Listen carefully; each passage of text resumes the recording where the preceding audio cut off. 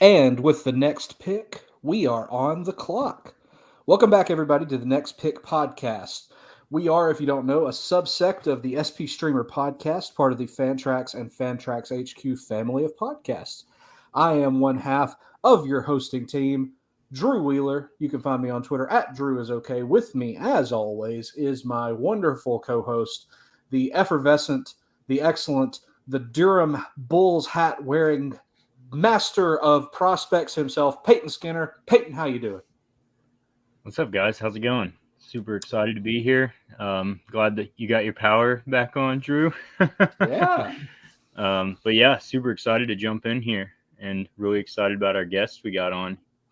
Yes, yes, yes. Guest indeed we do have. For we have contracted out to the one of the baseball world's foremost experts on prospects. He is he is the president, the CEO, the CFO, and janitor at SP Streamer headquarters. It is none other than Michael Simione. Michael, how are you, my friend? Yeah, I'm not quite sure what I'm doing on this podcast because I know very little about prospects. So if you ask me any names, I might just change the subject. I love it. That sounds great, and that I will take to the bank, sir. So tell me, Peyton, you first, buddy. How's everything been going? Anything new going on in Peyton land? Yeah, things have been good. It's been a pretty busy little stretch here, but going well. Super excited to kind of start getting into the thick of the baseball season, start figuring out kind of what teams are legit, who's the NL East best team. It's still pretty early, but we got some interesting stuff going on there. So By I'll stir interesting, that pot already. yeah, I like that. For those unaware, we have a Braves fan in Peyton, we have a Phillies fan in myself, and we have somebody that's wrong in Michael. Mike, Sorry, how's what do the standings look like right now? Could you guys tell me? yeah, let's leave that part of this out. But so other than the Mets and their really kind of crazy start, Mike, how's everything with you, buddy? Everything going okay? Yeah, overall, yeah. Baseball started, so it's been a little busy, obviously, but most of my teams are doing good, except for one of my NFBC OCs is pretty terrible right now because my ERA is like a 7. But besides Ooh, that, it's going pretty well. that's great. Are you feeling okay? You feeling kind of tired? Yeah, luckily Survivor held me over to it kept me up to this time. But For sure. we'll see if I make it to the end. Did you enjoy the episode, Michael? I know that we were kind of just speaking briefly. It was very emotionally charged, had a lot of deep political issues, both in terms of the game and in terms of the real world. But did you enjoy the episode? Yeah, I mean, I thought it was good. I liked the little twist that they pulled. I don't know if I should like say too much because I don't know who listening That's who fair. hasn't seen Yeah. it. But yeah, I mean, I thought overall it was good. It was disappointing for me because one of the people I have for Survivor Fantasy was eliminated, so that doesn't really help me. But yeah, we'll see what happens moving forward. Very good. Yes, it was a good episode. I'm with you there. So, anyway, I'm going to get our show format and let's get rocking and rolling. Peyton, tell me, buddy, if you don't mind, we kind of teased you guys a couple weeks ago with talks of a league that was formed in the SP Streamer Discord, as I've affectionately referred to it, the Discord Dynasty. So, Peyton, how's things going in the Discord Dynasty? How's your team looking? How are you doing? And do you want to dunk on any of our members for any brutal beatdowns you've put on them so far? Uh, it's going pretty good. I kind of sold out for Win Now. It was pretty funny because obviously, as my Twitter handle says, literally prospect in it, and literally every time I was targeting a prospect, they would go off the board. And so I was like, all right, I guess I'll just keep taking Win Now guys. So it was pretty funny. It's kind of a running joke in our league chat for a little bit, but I was messing around with those guys. My team, if you look at it and you rewinded back to like 2019, I would be looking really good because I have like all the like MVP contenders, Cy Young top end guys. So that's kind of how my build's looking right now. But the one thing, if I was gonna dunk, I would say thanks to everyone in the league for letting Mike Trout slide to me in the second round, which I have no idea how that happens, but I gladly took that. All day. All day. Absolutely. Too easy. BPIB, best player in baseball. Come at me. No chance, y'all. Come on. Anyway, that's great. So you got to tell me, pal, have you made any kind of big moves, any free agent ads, anything going on in there that we should know about? Nothing too crazy yet. It there was some trades going on initially and then kind of slowed down a little bit, and we I guess kind of people started like easing back a little bit. So I've been putting some feelers out. I think a lot of people are trying to kind of see how they think their team's going to shake out, before they just start selling. I have obviously mostly win now guys, so I have some prospects that I would love to shop and maybe get a couple more assets for this year's team if possible, but we'll see kind of how some other guys feel about their team in a week or two. They asked to follow up then, so fingers crossed their teams continue to do poorly. Yeah, I think that's a great point. That's kind of a tricky balancing act, especially when everybody is getting information. At least we know, like in terms of pitching streaming or in terms of prospect pickups or any of the questions asked in the Discord. Everyone in the league, for the most part, sees these responses. So everyone's playing on a really an elevated platform as it is, and then it's kind of left to your own research and knowledge to go forward. So I'm very interested to see how that goes. And as I've said, guys, sorry, but I'm Team Peyton. Got to cheer for my boy here through this league. So another thing to bring up, though, is in the Highlander Dynasty Invitational, since we've talked, I've actually pulled off 2 trades, and I'd love if you guys would just eviscerate me for them if that's possible. If I know the name, sure. I think you'll be surprised.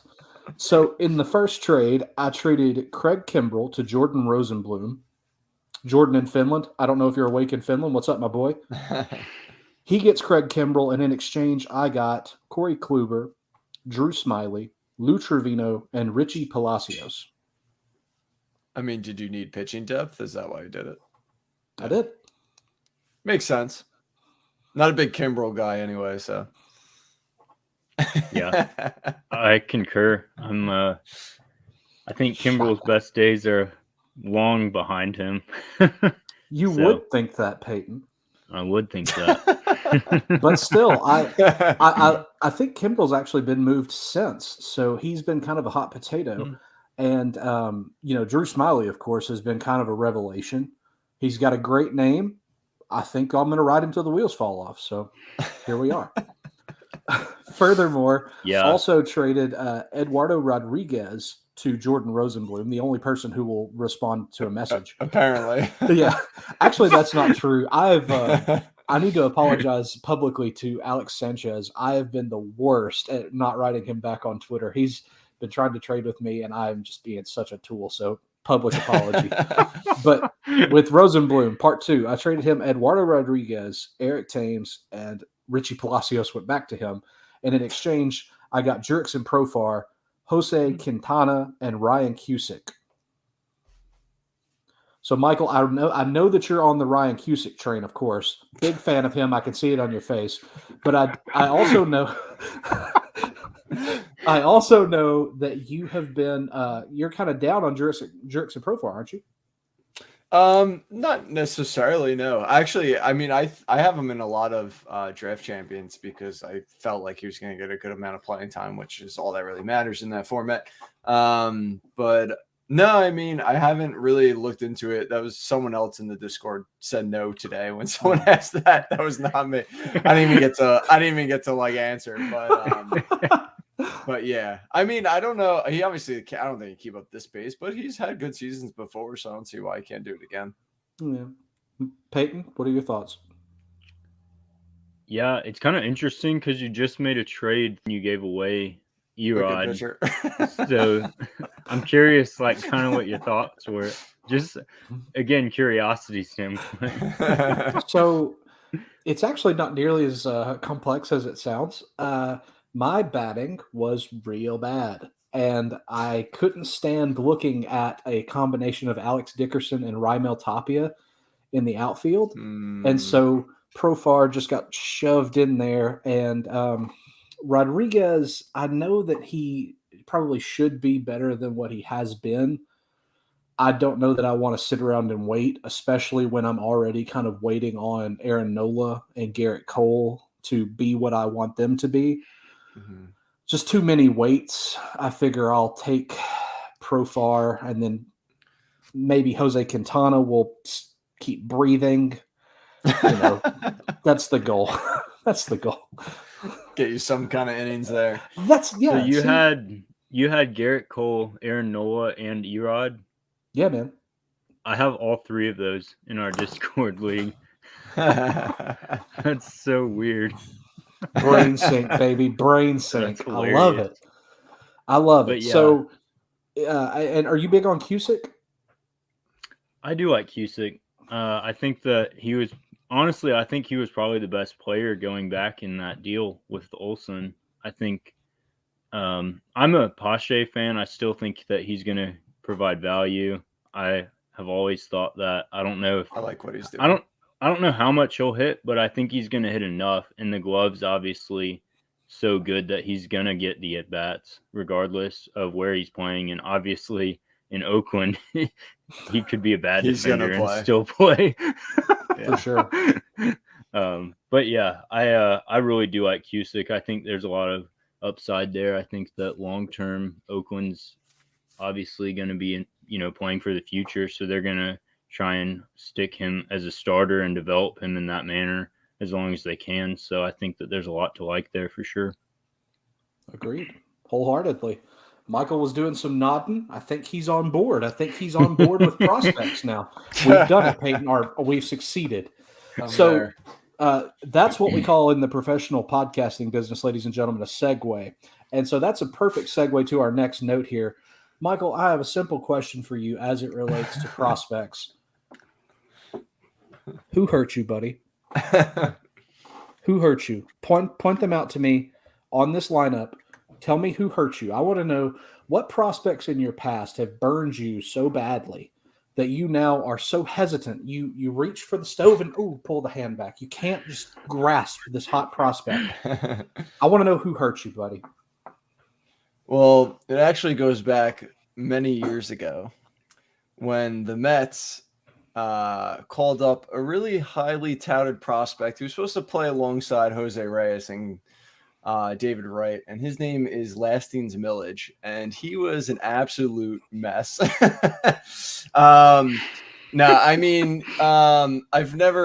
just never really been into it because I guess I'm more risk averse, and I like for people to prove it to me before I really can buy into it. And I've seen so many. I mean, I know we had that like random grouping of prospects that came up right away and were amazing, like I have mentioned in the past with like Soto and Acuna and whoever, but so many times, especially we're seeing a lot now, as these guys come up and it's just not what you think it's going to be.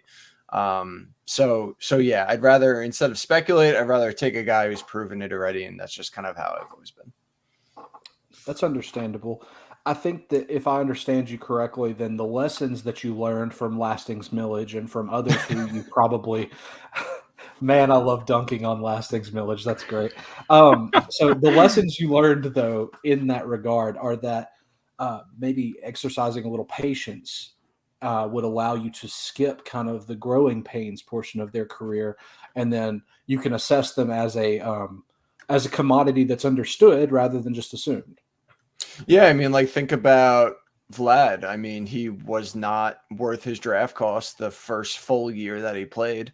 And luckily, I missed out on that because I wasn't really sure what we were going to get from him. So I didn't take him that year, and it worked out well for me.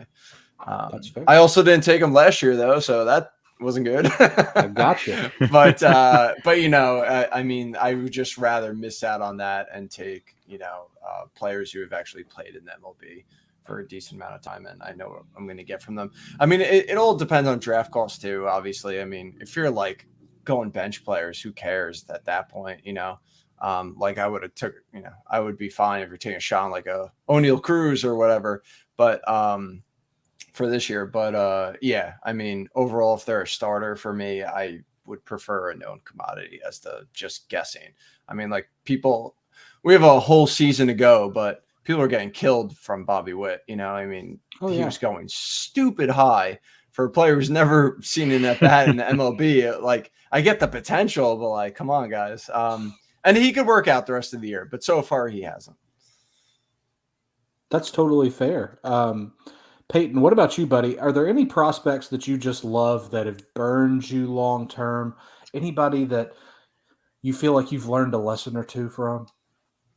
Yeah, it's pretty funny because I generally love pitching. I think that's probably like my favorite part of fantasy baseball is analyzing pitchers. And especially on the prospect side, it's easy to like look at guys and think about upside. So I mean, there's so many names over the years where I was just so excited about the guys. Like a more recent one that people will be familiar with is like Brent Honeywell. Like I was so excited about the guy. Just feel bad for him. I know it stinks. I mean, in his case, like he's still really talented. I mean, he has one of the nastiest screwballs I've ever seen, but it just like cannot stay healthy. So that's one side. But, on a performance side, I think probably the guy that I was like the most invested in terms of dynasty, I was actually flipping catching. So I had Buster Posey for a while in one of my leagues and I flipped him. So I was trying to like, get a new catcher. And I was convinced that Blake Swihart was going to be like the thing. And so I was just so high on Blake Swihart. And it was so funny now because, I mean, obviously he's not even in the league anymore. I think the last time he played was like 2019 or something. But like, I was just like, man, this guy's going to be so good. He's going to have such a good hit tool. The power may not be there, but he's going to be able to just like, he's going to be a major league hitter. I was so convinced. So it's super funny because, like you said, like Michael was just talking about it. You just never know. It's like even the like can't miss guys. Like we were just talking about Profar, and sure, it took him forever to even like begin to get quality at bats at the major league level. And now obviously he's having a really good start to the year, so that's really cool to see. But he's way beyond being a prospect, Without a doubt.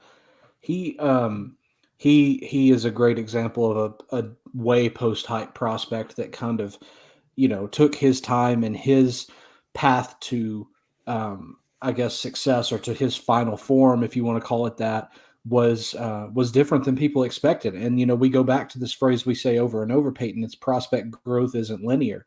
As much as people want everyone to blow onto the scene like Vlad, Tatis, Soto, those sorts of guys, that curve, that path, it takes bumps and, bends that we don't expect and we can't predict. So that definitely is a great point. Real quick, Peyton, before I let you get to your question, I know that Mike Olt, if anybody watching remembers Mike Olt, I had so many dreams for this guy. He was going to be a 40 home run bat. He had I was all about Mike Olt. And then the poor guy just can't see. Like literally, it's not even can't see the ball. He just can't see anything. Like he can't see here to here. And I just, oh man, pour one out for Mike Olt in the chat, y'all. F in the chat for Mike Olt. Really, really heartbreaking stuff. Oh, yeah, I think it's funny though. Obviously, like we talked about, Michael, you're not like a big prospect guy, and you haven't been in the past. But I'm curious, kind of a double question. One, what do you think about all of these prospects coming up so early this year? And kind of with that, I'm curious, like, at what point do you start to know prospects? Like, how big does a prospect have to get to be on Michael Simeone's radar or like even know who the guy is? That's something I've been wondering for a while. Good question. No, I do know like the top prospects, you know, like I obviously know like I knew who Witt was, who Julio Rodriguez was. I knew who obviously because I'm a Mets fan, but I knew who Kelenic was. You know, and then some of the pitchers like Lodolo and stuff. Like I researched them because I knew that their ETA was for this upcoming season. But I think with them coming, you know, starting the season on the roster more, I probably will have to research a little more. But the problem is I still feel like they're just such a crapshoot. I don't know. You know, I don't think I'll ever take one unless it's, you know, way towards the end of the draft. I mean, everyone thought, you know, Kelenic was like the most sure thing, and you know, he just isn't. But I will say I did join a dynasty league this year because I wanted to try and learn more about prospects and but I didn't because all I did was find a list and go off of it and draft according to it. When it wasn't an MLB player, I just went off a list, and that's how I took on that draft. So maybe I could send it to you guys one day. You can let me know if it's actually going to be good or not. But I got some really good young pitching that I like. Nice. Got some Scooble shares? No, definitely not. But I have I pulled it up real quick. I have Kopech, McGill, Webb, Urias. I always forget how you say his name. I have Boz. I got some good young pitching there. That's pretty good. Yeah, that is good. Honestly, that's pretty loaded. Pretty solid. Who would have thought a guy called SP Streamer would know a thing or two about pitching? I definitely do not have good hitting prospects or anything, but whatever. Let's hear it. Is Gunnar Henderson going to be good? Yeah. Oh, I'm really high on Gunnar Henderson, actually. Okay. Yeah, I don't know who the rest of these guys are. Gilberto Jimenez.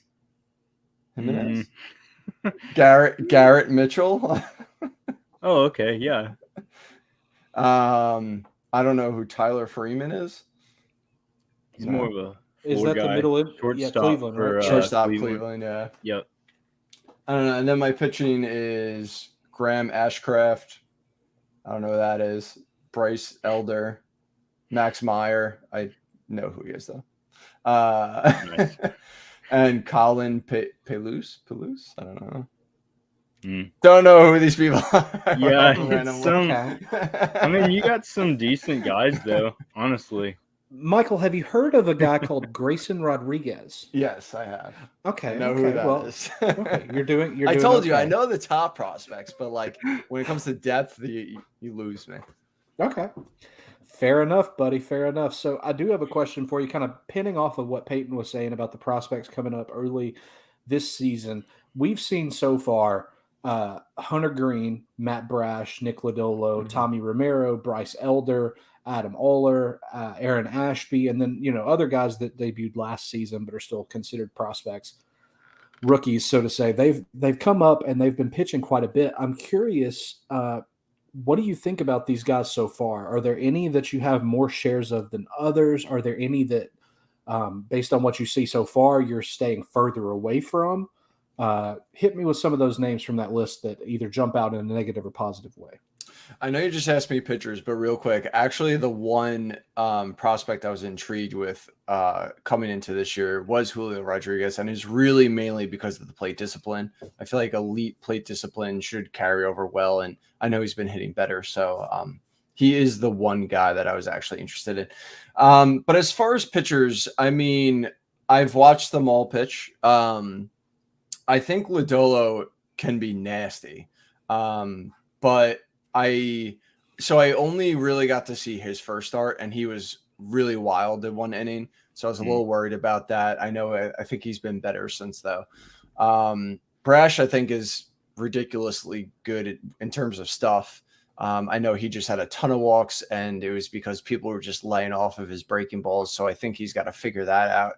And if he can, he could be really good. I know, like, Stuff Plus ratings, he's like way up there. Like, I think maybe even the best starting pitcher or something crazy like that.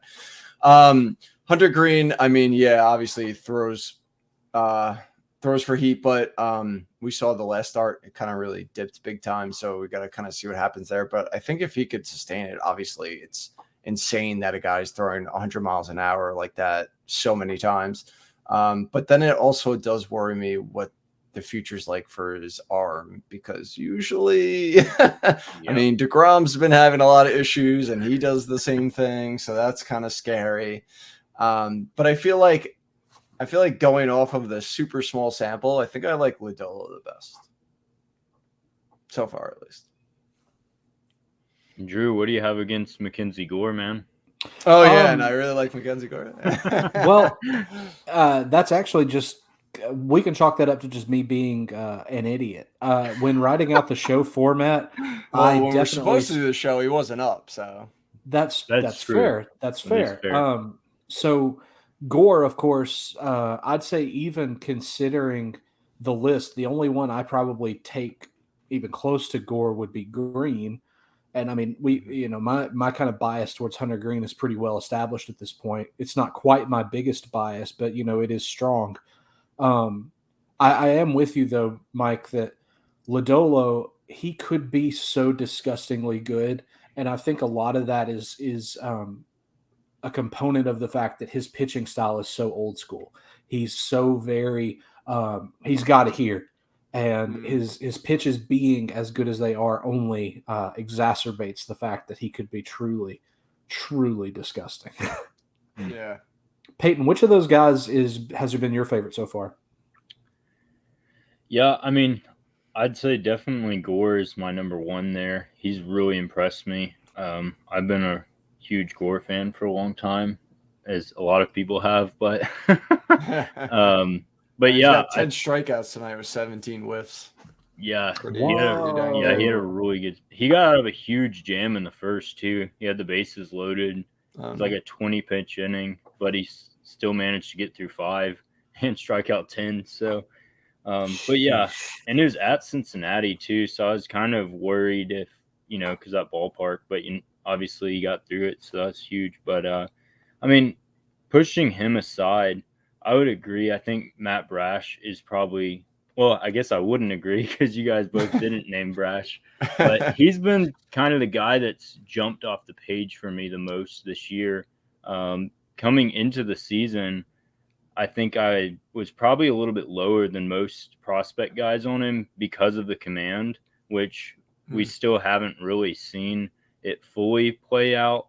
But just the ability that he's shown with his stuff to get guys out at the major league level says something in itself. And, it'll be kind of what Michael mentioned, something to monitor, something to see. But I think that in terms of upside, I think there's huge upside with him that might not be there quite as there's, I guess, a little bit more question marks to some of these other guys for me personally. So, but he was really impressive his first start. And then kind of the past 2, the walks have been a little bit more worrisome.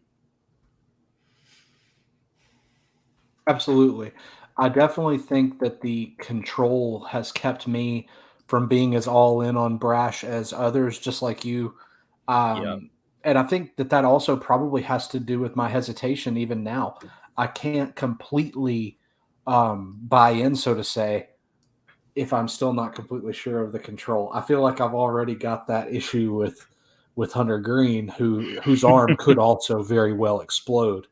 So, you take what you can. You take what you can there. Mm-hmm. Peyton, go ahead, my man.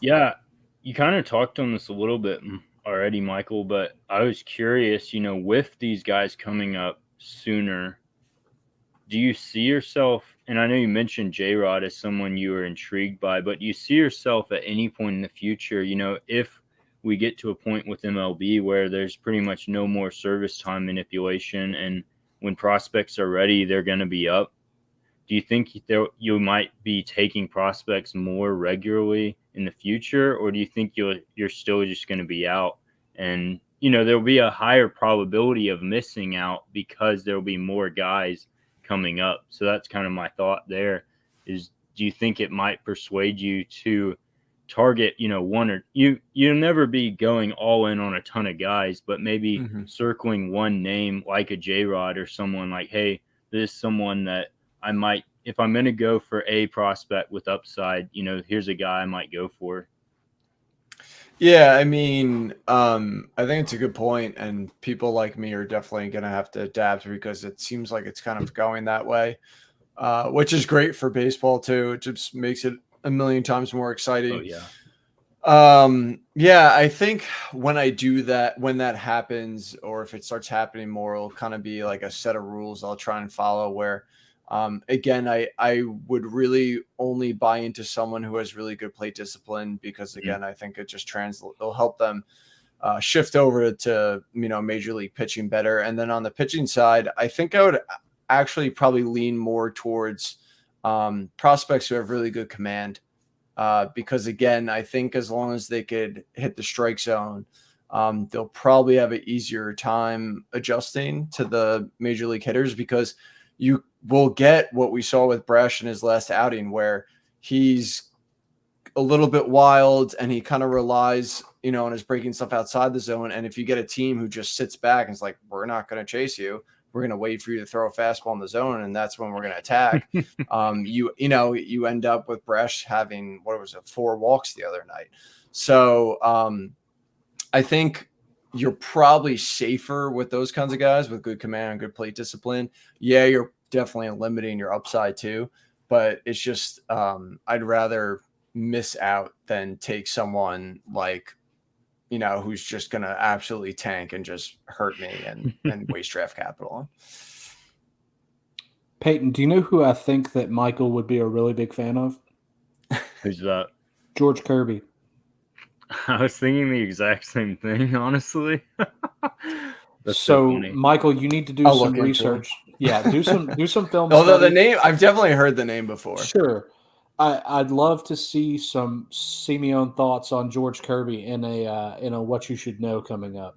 Maybe a little something to tease people towards the podcast. I'll trade for him in my dynasty league. There you go. See now, Peyton, we've won. We won. We did it. We did it. Oh man. So he's come so far. It's like watching our little baby birdie fly out of the nest for the first time. Let's sit back and watch him fly. Just got to keep him out of those power lines over there. Okay.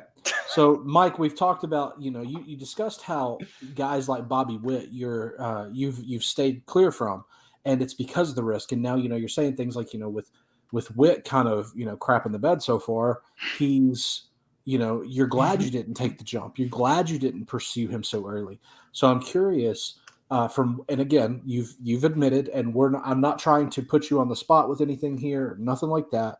But are there any prospects in the future that have such a high upside already that you fear you'll miss out on going forward? Are there anybody that you think that you're going to miss out on? Maybe any prospects from this season, like the Witts or Julio's, G-Rod, those sorts of guys who you feel like will probably be in the Jared Kelenic role, where even if they come up this year with a cup of coffee, they're going to be overdrafted next year. Are there any guys you're afraid of for the future?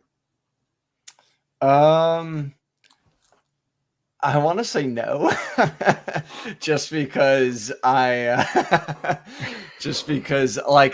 had literally no fear of missing out on Witt or anything. Like I had no FOMO on any of those guys, just because again I know the downside to it. But I think I want to go back to Julio Rodriguez. I'm afraid he's gonna be. I feel like he could be the next Vlad, where like not the best season, but then that upside's there. So he's definitely going to be highly drafted again. And I'm going to not bite again like I did with Vlad. And then I'm going to miss out on like an MVP caliber season, So I will say him, and I probably will purposely maybe try and get a share or two next year just in case if that happens. I mean, we still have to see what he does the rest of the season. He could just ball out and he'll be a first round pick anyway. But yeah, We'll have to see, but he's really the only one. I will say coming into this year, I didn't think Kelnick was that bad of an option, just because I thought he had upside with some speed and stuff like that. I knew that the batting average could be what it is now, but I thought he wasn't going at a cost where, you know, it wasn't. It kind of made sense where his ADP was. Like, you had the upside there, you had the floor there too, and like if you took him there and he kind of stunk, it wasn't going to kill you. So I kind of liked where he was going. With that said, I have 0 shares, but I think that's just because where he was. This is where he was in the pool and how I draft. But you know, I thought he was a decent option this year, so I will say that. So, if you don't mind, I'm going to deviate here and let's play a game. Are you okay with a game? Sure. Okay. So let's assume that you're drafting for a, let's call it 2023 draft and hold, but it starts today. Okay. Okay. I'm going to give you a list of players, and I want you to tell me who you would take in the this or that category, okay? Yep. Okay. Julio Rodriguez or Jared Kelnick? Julio Rodriguez or Franmil Reyes? I want to say Julio. Julio That's Rodriguez? mainly because I hate UT only players as well. Okay. Julio Rodriguez or Brandon Nimmo? Julio. Just because Nimmo doesn't really steal as much. Julio or Joey Gallo? Julio by far. I would never draft Joey Gallo ever. trying to gauge, trying to get such a detriment to your batting average. He's not even remotely worth it. Okay, I'm just trying to get an idea of where you're at with him. Sorry, right I just have strong feelings about him. Okay. Okay. Julio Rodriguez or Giancarlo Stanton? You have to go Stanton. I think so. Peyton? Yeah, I'd have a tough time not going Stanton in redraft. Okay. So I feel like if I may, Michael, you're saying like within the 5th or 6th round, you'd be like, okay, where's Julio? Yeah, I would definitely think about him. I mean, in my home league, which is 16 teams, I took him around 10. So if he definitely this year, because I wanted to risk it. Yeah, I mean, if he definitely shows flashes, yeah, that's what I would figure he would go around. That's kind of what Vlad did too. I think he was in that range as well. So again, he would be the one that I'd be afraid of missing out on. Like I missed out on Vlad that, the breakout season. So Peyton, did you have any this or that in terms of Rodriguez or any other prospects you wanted to hit Michael with before your question? I mean, I feel like you kind of narrowed it down pretty good to that 5-6 range, but I'm curious, kind of a follow-up to your question, Michael, when do you kind of start to view guys as non-prospects? Like, is it when they just aren't listed as prospects anymore? Or like, how many, obviously a guy like J-Rod that gets a full season, you're going to have plenty of data on coming into next season. But a player like Wander last year, who really didn't get a ton of at-bats, like how were you viewing like Wander Franco coming into this season? Yeah, it's tough. I think he again has such a good hit tool too. So I don't know. I definitely wasn't targeting him anywhere. I have 0 shares of him as well. I want to say in terms of what I would want to see is I feel like I'd want to see at least half a season, and I would want to see improvement coming through. Like I really liked India coming into this year because I saw that. Yeah. I know he started the season with the team, but like I saw he played really well. He had like 1 month where he kind of struggled, and then he started to play better and better and better and better. And I just felt like that showed me that pitchers adjusted to him and he adjusted back, and he was able to continue to adjust and just play better overall. So that's something that I would want to see with a prospect, because if they can't adjust, like Kelnick hasn't been able to, then they're going to be pretty much useless too. So I think if I do see that within a prospect over a couple months, like I would say at least 3 months, then I would probably then I would really consider them more and put them on my board. Yeah, it's kind of funny because obviously you've admittedly said you're not like a big prospect guy, but I think you have like a pretty good strategy coming from someone that primarily focuses on redraft.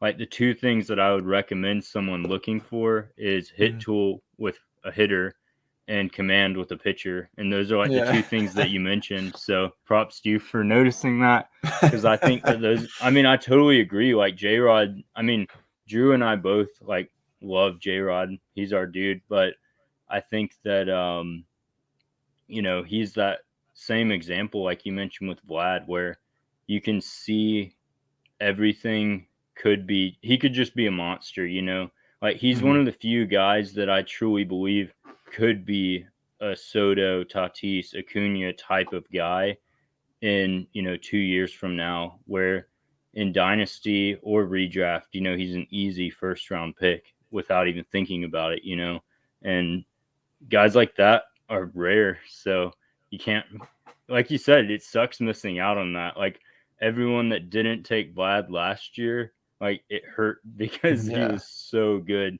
And especially at his value, he was even better, you know?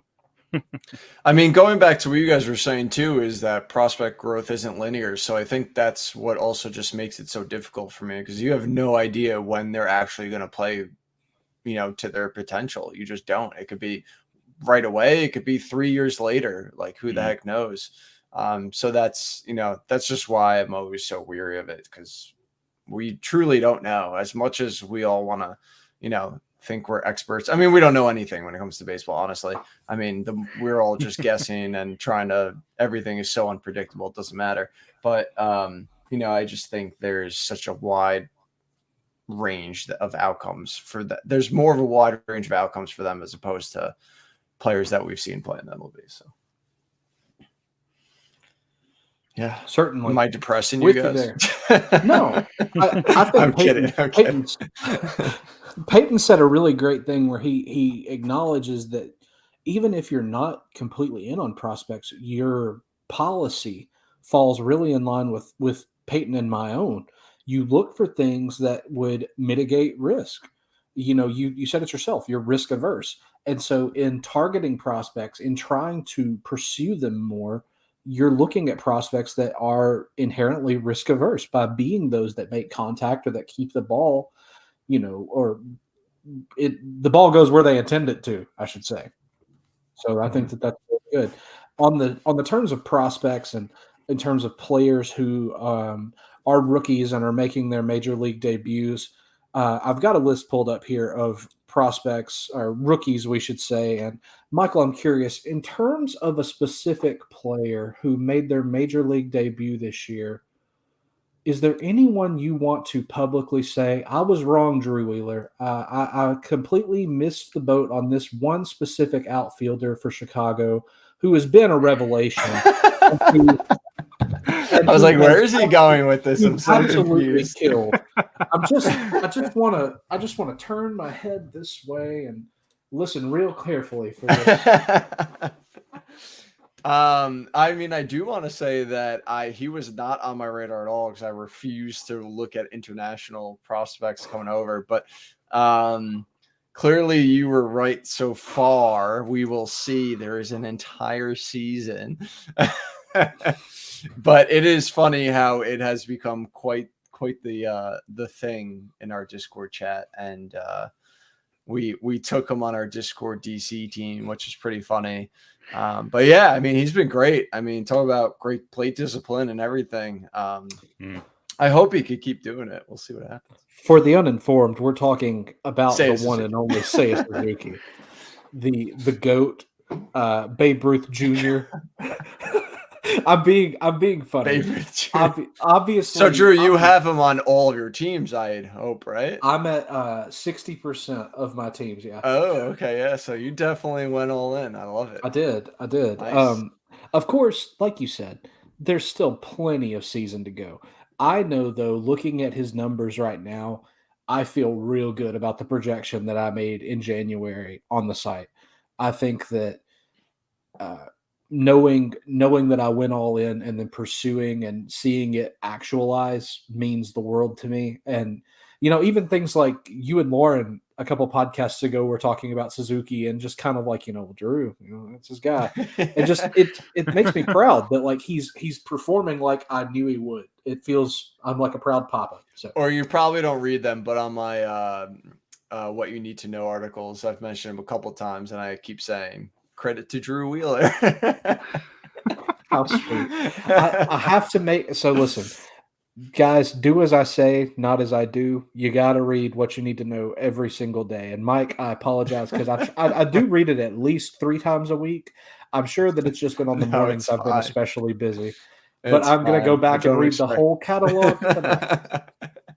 Or Don't just expect search it our anymore. website for Seiya Suzuki, and then you'll see the ones you pop go. up that you need. That'd be to. great. That'd be great. So another name at the top of the list, and Peyton, I'm going to start with you on this one, if that's okay, buddy, because Yeah. I know how Michael feels. Again, because I am a good student of the game, because I'm a good steward of the site. I've heard him and Lauren talk about this guy. Lauren, she carried the flag on Mr. Stephen Kwan. And Peyton, I know that you like Stephen Kwan. He's a hitter. He can hit the ball. Why wouldn't you like him? I want to know, buddy, where are you at in terms of his dynasty stock? Are you still investing? Are you a little hesitant? How are you feeling about Stephen Kwan? Yeah, I like Quan. I think that kind of what you said, he's a hitter. Like that's what he's about. I don't think that you think of guys and especially in the prospect world, you hear like, oh, that guy's tooled up or he's so toolsy. And that's not Quan at all, really. Like that's just not who he is. Which it's not a knock on him, but that's just not like what he is. And it's funny that he's had so much success already. And especially just with the Guardians in general, like I think people were expecting their offense to just be abysmal. And they've been like surprisingly pretty decent as an offense as a whole. Obviously, they have Jose Ramirez, but aside from that, there was a lot of question marks. And they've really kind of even in streaming articles and things like that I read early on in the season, like first week, people were like, oh, target Cleveland's offense, it's going to be a good matchup. And I've seen people kind of teeter away from that a little bit, and we're already just a few weeks into the season. But yeah, long term with Quan, I think that his dynasty value is honestly at a spot where it makes sense to sell if you have someone that's just crazy about him. Because like I said, I don't really see, a lot of the stolen base or home runs, which in fantasy, that's kind of what you want is you want a guy that can do one of those two things at least a little bit. And I think that he's going to be, a decent player across the board. He's not necessarily going to hurt you in any category. But if someone, is believing that he's just going to be what he's been doing, I think it's not a bad idea to try and cash in. But at the same time, I think he is going to be a really good hitter. And on dynasty teams, like sometimes those are the type of guys that you kind of want a few floor guys so you don't end up with Alex Dickerson in your outfield spot. At Drew. But yeah, I mean, seriously, I think that there's a lot of value with those guys. You can kind of sleep on them and you always want to go upside. I mean, I'll admit, like, I think that's even what we started this podcast with, talking about guys that I've been burned on, specifically with pitchers. Like when I first started really getting into pitching, I loved upside. Like if someone had a huge K per 9, if someone, was a whiff monster type of guy, those are the guys that I was going after.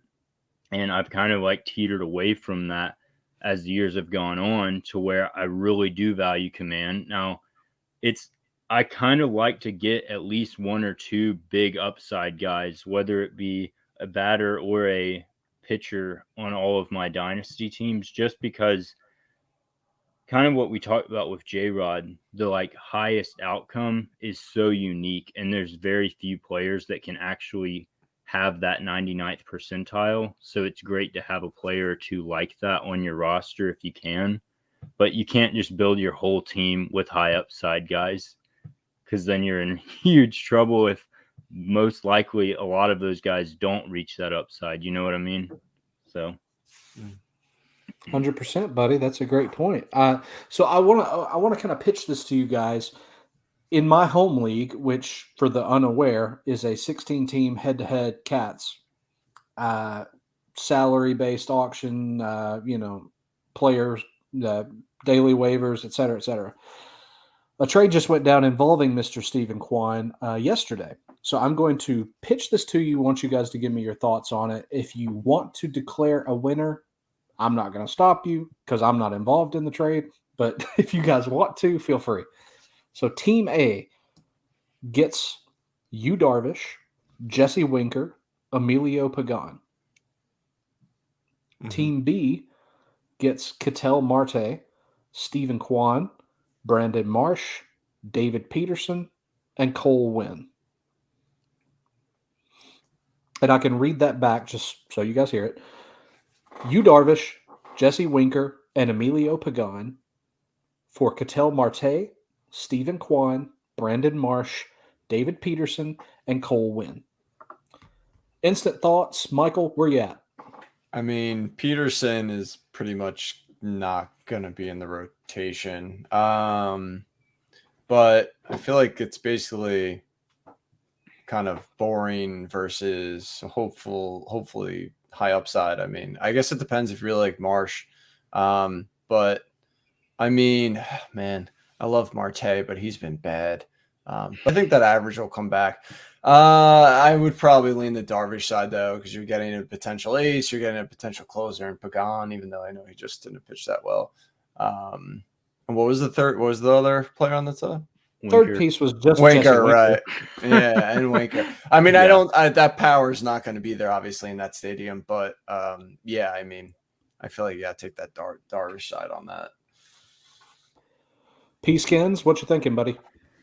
Yeah, I kind of agree. I think that obviously without knowing the full context of the situation with salaries and roster construction, because Dynasty is obviously different, but I'm assuming, Team B is trying to kind of restock and get more talent upside, prospect more of a build and selling off some older guys like Darvish and Pagan. Relievers in Dynasty are really only useful if you're trying to compete right now. So, I mean, making those general assumptions, I can see the deal from both sides. I think the players that he got back for Darvish are pretty good. I like Cole Winn a good bit. I think he has good upside. And, I mean, honestly, Ketel Marte's not an old player by any means. I think that there's still a lot of time for him to, put in some really good years. He has multi-positional value, so there's a lot to like there. I think it's a really good return for an old guy like Darvish and, Winker and Pagan. So I think if you're going all in, I understand making the Darvish deal, but I honestly kind of like side B in a dynasty context. Just I think that is a really good return for Darvish as the centerpiece there. So, absolutely, it's interesting because the managers in question are good friends of mine. Text them pretty regularly, obviously about the league and about life, and talking to them. They ask, hey, could you make sure that this trade is posted and, cleared through in our league? Also, what did you think, Drew? And I said, I'm really mad about this trade. I don't like it. And the guy was like, what do you mean? I thought it was pretty fair, pretty even both ways. It was pretty straightforward discussion. I was like, I'm mad because I would have been interested in 6 of the 8 guys, and I didn't know any of them were available. So thus is the life of a dynasty owner, I suppose, because here I sit with none of these assets, knowing full well that I could have at least pushed some chips forward and tried my best to get them. Here we sit, though. So, Dan and Pete, if you're listening, that one's for you. Everybody thinks that it was pretty straightforward either way. Mike, you don't like Brandon Marsh? I don't know much about him. He looks like Jason Worth, buddy. That's all you need to know. Well, that I know. Nightmare scenario for you, pal. All I right. kind of liked him as a player. I'll say that though. Okay. Well, then maybe you're not so bad after all, Simione. Maybe you're not so bad.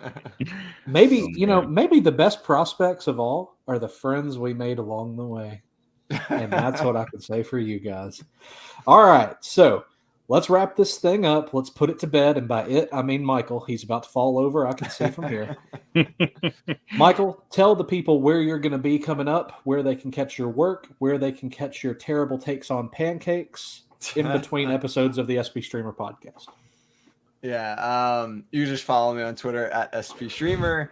All my most of my 99% of my work is at spstreamer.com. I do write a weekly article for Rotographs as well. Yeah, I mean anything SP Streamer, I'm there. Now officially. You don't say. Yes. Peyton, what about you, buddy? Tell the fine folks at home where they can find you between episodes of the Next Pick podcast. Yeah, absolutely. Yeah, I am at Prospect Peyton. You can find me there on Twitter. Trying to do a better job of being active on Twitter this year. It's You're doing a great job.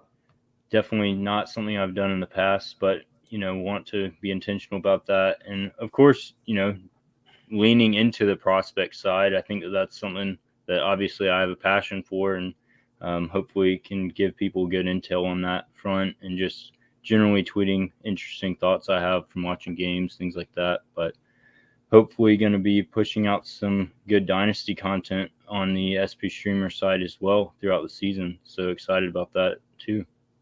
Absolutely. You've been doing a wonderful job on Twitter, buddy. Every time I see some of your tweets, it's always either an interesting thought or a statistic that I should be aware of that I may not be. Love it. Thank you for doing that.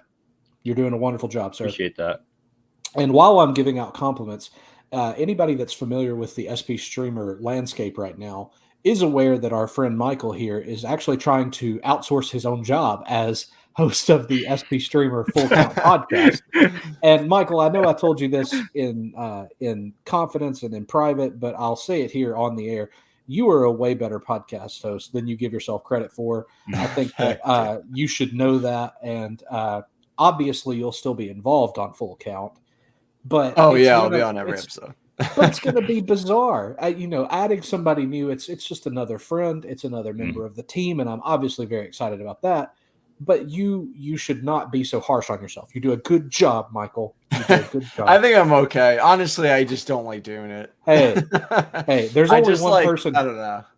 There's only one person here that's okay, pal, and it's in the Twitter handle, okay? And you can catch me between episodes. That's another segue for you guys at home. We're professional. See, I can segue. See? You did a wonderful job. Between episodes of the Next Pick, you can find me on Twitter at DrewIsOK. You can find my written work at SP Streamer, as you can with our other wonderful people here in the call, and whose lovely tones you're hearing through your ears right now. I know upcoming, I have a piece related to prospects at all different tiers of minor league baseball that you guys should be looking out for and maybe adding to your lists, trying to find sleeper prospects that top 100 lists and other sources may not be so in on. So we can get you the jump start on that. Keep your eyes peeled for that going forward. Peyton, are you working on anything good prospect related right now? Right now, kind of just monitoring how the minor league season's starting. Probably going to put together a, trends overall, kind of what guys are jumping on the radar that, maybe aren't doing super great, that we might have overreacted to last year. And then kind of the flip side of that, who are guys that are already, really hot that, maybe this year's Volpe or someone like that, where you never know when or if those guys are going to appear. So just trying to keep an eye out for those types of guys. Very astute. I love it. Well, Michael, thanks again for joining us, buddy. We hope that with your newfound prospect knowledge, you'll join us again sometime. I know that we did not get to enjoy our pancakes as we promised, thanks to, of course, the power outage. But hopefully soon we can have you back for a lovely stack of pancakes and a lovely discussion on prospects. Yeah, if you're bringing pancakes, I'm not showing up next time. Okay, note to self, do not tell Michael about the pancakes. All right, Peyton, thank you, sir, for your fine work and for the discussion and your wonderful insights as always. We appreciate you so much. Yeah, thanks, Michael. We enjoyed having you on. It was a lot of fun. Enjoyed it. All right, everybody. Well, that's been our pick. And with the next pick, you are on the clock. We can't wait to see what you'll do. Take care. Be nice to each other. We'll see you later.